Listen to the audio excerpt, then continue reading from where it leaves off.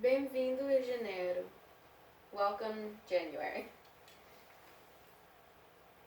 In January, I went on vacation to Guarapari again, and I learned how to sort of surf. It's where you stand up when you're on the board. And here I am with my cousins and my sisters, and you can see the water's really clear here.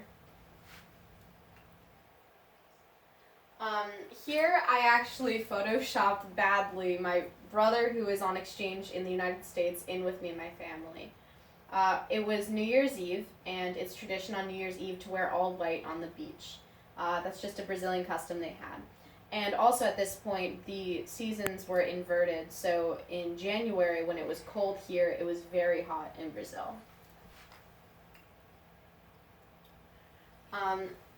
And here I was along the coast here, and I went back to Sao Paulo, which is actually a funny story, which shows how much of a small world it is.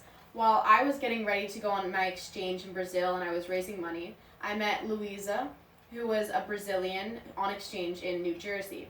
And we became very good friends, and when I was in Brazil, I sent her a text and I said, "Hey, can I visit you?" And she said yes, and that's how I met her and her family, and I spent a week in Sao Paulo. And they became like my uncle and aunt. I called them Chia y Chiu, and her brother that I got to know. They took me to art museums and churches, and beautiful views. And here I am with the flag of Sao Paulo, as well as in front of one of their historical churches. And I also mentioned that Sao Paulo is the biggest city in South America, and we actually had to wear our backpacks in front of us because people would rob you, which was something different for me because I sort of took advantage of the privilege and safety we have in American cities, and I had to learn how to be more precautious in cities in Brazil. Here's some more artwork. And I went from one travel to the next, to the next, to the next. So as soon as I got back from Sao Paulo and visiting Luisa, I went to Cabo Frio, which is one of the famous beaches of Rio de Janeiro, which is known for its white sand and blue waters. So I went there with my host family, which there's my mom, my dad, and my sister. And here I am on the beach. And that's a view of how crowded this beach is. You have to get there early just to get a spot for your umbrella. And how blue the water is. And there's my family and my grandmother.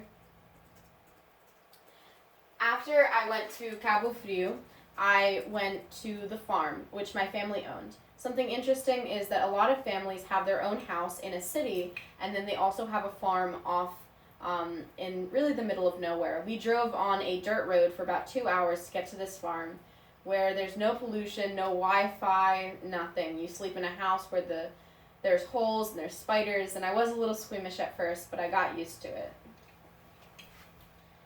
And here's the sunset there.